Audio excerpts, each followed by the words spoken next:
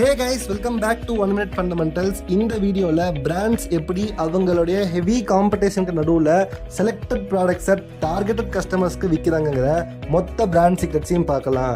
என்னைக்காச்சும் யோசிச்சிருக்கீங்களா? ஒரே இடத்துல ஒரே ப்ராடக்டை விற்கிற ஏகப்பட்ட பிஸ்னஸ் இருக்கும், ஆனால் அந்த எல்லா பிஸ்னஸ்க்குமே கஸ்டமர்ஸ் இருப்பாங்க. எக்ஸாம்பிளுக்கு இப்போ ஒரு இடத்துல டிபார்ட்மெண்ட் ஸ்டோர் இருக்குன்னா அது பக்கத்தில் 2-3 டிபார்ட்மெண்ட் ஸ்டோர்ஸ் இருக்கும். எல்லா ஸ்டோர்ஸுமே ஒரே ப்ராடக்ட்ஸ் தான் விற்பாங்க. பட் ஸ்டில் அதே ப்ராடக்டை வாங்குறதுக்கு ஒரு கஸ்டமர் முதல்ல போன கடைக்கு தான் செகண்ட் டைம் வருவாரு. ஸோ இந்த இடத்துல அந்த கஸ்டமரோட லாயல்ட்டியை அந்த பிராண்டோ இல்லை அந்த ஸ்டோரோ வென்றிருக்காங்க. அது எப்படி இவங்க ஜெயிச்சாங்க? இதை ஸ்மால் ஸ்கேல்ல ஒரு டிபார்ட்மெண்ட் ஸ்டோர்ல இருந்து லார்ஜ் ஸ்கேல்ல நம்ம விற்கக்கூடிய பல கம்பெனிஸை பார்க்கலாம்.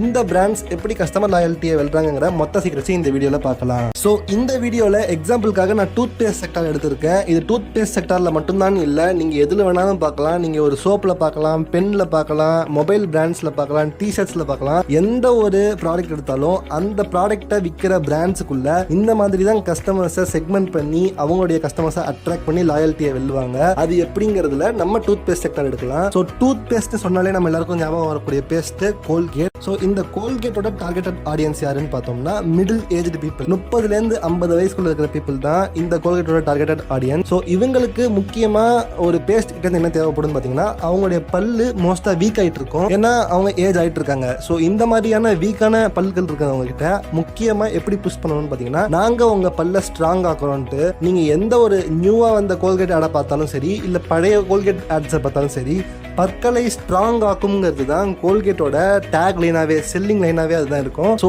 இவங்களுடைய டார்கெட்டட் கஸ்டமர்ஸ் 30 to 50ங்கிறதுனால அவங்க கிட்ட விற்கிறதுக்கு தேவையானது பற்களை ஸ்ட்ராங் ஆக்குவோம்னு சொல்லி பிராண்ட் பண்றது. ஸோ ஸ்ட்ராங் டீத்துங்கிறது தான் கோல்கேட்டோட பிராண்டிங். ஸோ அவங்க தேவையான கஸ்டமர்ஸ்க்கு ஏற்ற மாதிரி பிராண்ட் பண்றாங்க. தட் டசன்ட் மீன் அதோட வேற சில ஏஜ்ல இருக்கிறவங்க, ஒரு 20 வயசுல இருக்கிறவங்க, 10 வயசுல இருக்கிறவங்க கோல்கேட்டை யூஸ் பண்ண மாட்டாங்கன்னு இல்லை. பட் அவங்களோட மெயின் கஸ்டமர் 30 to 50 தான். ஸோ செகண்ட்ல க்ளோஸ் அப் எடுக்கலாம். ஸோ க்ளோஸ் அப்போட எந்த ஒரு ஆடை பார்த்தீங்கன்னாலும் அதுல கிளியரா ஒன்னே ஒன்று தான் செட் பண்ணிருப்பாங்க, சுவாச புத்துணர்ச்சி. ஸோ க்ளோஸ் அப்போட எந்த ஒரு வீடியோவை பார்த்தாலும் அவங்க ஒரே மாதிரி தான் பிராண்ட் பண்ணிருப்பாங்க. எல்லா ஆட்ஸ்லயுமே சுவாச புத்துணர்ச்சி தான் பிராண்ட் பண்ணிருப்பாங்க. இதுக்கு மீனிங் என்னன்னா, இவங்களுடைய targeted audience teens and 20s தான். ஒரு 15-20 வயசுல இருந்து 25-30 வயசு வரைக்கும் இருக்கிற ஆளுங்க தான் இவங்க மெயினா டார்கெட் பண்றாங்க. ஸோ அகைன் நீங்க எந்த ஒரு க்ளோஸ் அப் ஆடை வேணாலும் போய் பாருங்க, அந்த ஆட்ல பழைய வீடியோல இருந்து இப்போ வரைக்கும் எல்லா ஆட்லயுமே டூத் பேஸ்ட் யூஸ் பண்ணதுக்கு அப்புறமா அவங்களோட பிரெத் வந்து நல்லா ஸ்மெல்லா தான் இருக்கும் அப்படின்னு இருக்கும். அதுக்கேற்ற மாதிரி அவங்களோட ஆட்ல கண்டிப்பா ஒரு பையனையும் ஒரு பொண்ணையும் கூட்டு தான் டான்ஸரை விட்டுருப்பாங்க. ஏன்னா அந்த வயசுல அந்த பசங்க ஆப்போசிட் ஜெண்டரை அட்ராக்ட் பண்ணணும்னு நினைப்பாங்கிறதுனால close up paste actual branding, ஏன்னா அவங்களுக்கு வந்து டீத் ஸ்ட்ராங்கா தான் இருக்க போகுது, மற்ற பிரச்சனைகள் இருக்க போறதுல இந்த வயசுல. சோ இவங்களுடைய ஆக்டிவ் பிராண்டிங் யார்கிட்ட தேவைப்படுதுன்னா அங்க இருக்கக்கூடிய டீன்ஸ் அண்ட் 20ஸ்ல. சோ இவங்க தான் close up toothpaste concentrate பண்றாங்க. அதனால இவங்களுடைய பிராண்டிங் ஸ்மெல்ல பேஸ் பண்ணி இருக்கு. Number 3 Pepsodent tooth paste.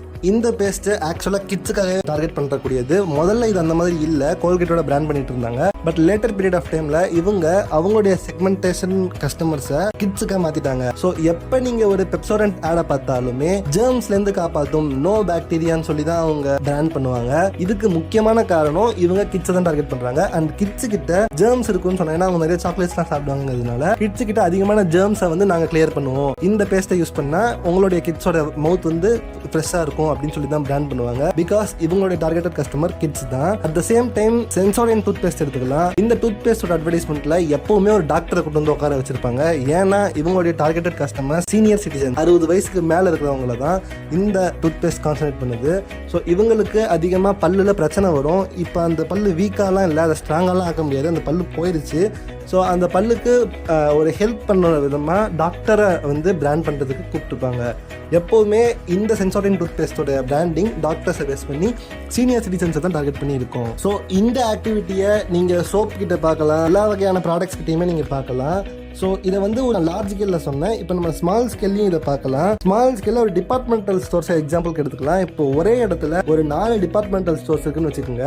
4 departmental store ஒரே இடத்துல இருந்துச்சுன்னா ஏன் அவங்க ஒருத்தர்கிட்டயே எல்லா கஸ்டமர்ஸும் போகாம 4 பேர்த்தையும் ஸ்பிளிட் ஆகி போறாங்கிறதுக்கான சீக்ரெட்ஸை பார்க்கலாம். ஒரு ஸ்டோர் என்ன பண்ணுவாங்கன்னா, இப்போ ரிலையன்ஸ் ஃப்ரெஷ்ங்கிற ஸ்டோரோடைய மோஸ்ட் ஆஃப் த டைம் அவங்களுடைய பிராண்டிங் வெஜிடபிள்ஸை பேஸ் பண்ணி தான் இருக்கும். அவங்க அவங்களுடைய டிபார்ட்மெண்ட் ஸ்டோருக்கு வெளியில ஜஸ்ட் ஒரு சூப்பர் மார்க்கெட், ஆனால் அதுக்கு வெளியில காய்கறிகளை அதிகமாக போட்டு அதை ஃப்ரெஷ்ஷாக வச்சு வச்சு பிராண்ட் பண்ணுவாங்க. ஆர் நிறைய கிரீனான ப்ராடக்ட்ஸ் இல்லை வந்து இந்த ஜாமு கெச்சப் மாதிரியான ப்ராடக்ட்ஸ் இல்லை ட்ராபிக்கான இப்போ நீங்கள் ஒரு ரிலையன்ஸ் ஃப்ரெஷ்குள்ள போனீங்கனாலே இந்த மாதிரி ஜூஸ் ஐட்டம்ஸ் அதுவும் ஹெல்த் கான்ஷியஸான கஸ்டமர்ஸ் தான் அவங்க டார்கெட் பண்ணியிருப்பாங்க. ஸோ அதுக்கேற்ற மாதிரி மோஸ்ட்டாக ஈட்டபிள்ஸை தான் இவங்க மெயினாக டார்கெட் பண்ணியிருப்பாங்க. இந்த மாதிரி ஃப்ரெஷ் டெய்ரிஸ் அண்ட் வெஜிடபிள்ஸை தான் இவங்க டார்கெட் பண்ணி அவங்களுடைய பிராண்டுக்கு அவங்களுடைய கஸ்டமர்ஸ்க்கு ஸ்டார்டிங்கில் அந்த டிபார்ட்மெண்ட் ஸ்டோரில் என்டர் ஆகும்போதே வச்சிருப்பாங்க. ஸோ நெக்ஸ்ட் வந்து நம்ம வேற ஏதாவது ஒரு சூப்பர் மார்க்கெட் எடுத்துக்கலாம். இப்போ பக்கத்துலேயே இருக்கிற இன்னொரு சூப்பர் மார்க்கெட் நிறைய பேருக்கு நோட் பண்ணியிருப்பீங்க, கிரேஸ்னு ஒரு சூப்பர் மார்க்கெட் சென்னையில் நிறைய இடத்துல இருக்கு. ஸோ இந்த கிரேஸ் சூப்பர் மார்க்கெட்டோடைய ஆக்சுவல் டார்கெட்டட் கஸ்டமர்ஸே ஹோல்சேல் தான். மாசத்துக்கு வந்து சாமான் வாங்கிட்டு போறவங்க இவங்க எல்லாருமே மோஸ்டா 1 மந்த்துக்கு தேவையான எல்லா சாமானும் வாங்கிட்டு போறதுனால நாங்கள் ஹோல்சேல் பிரைஸ்ல தரோம். நீங்க முக்காவாசி கிரேஸ் கடையில் போனீங்கன்னா அவங்களுடைய ஃபர்ஸ்ட் எடுத்தோடனே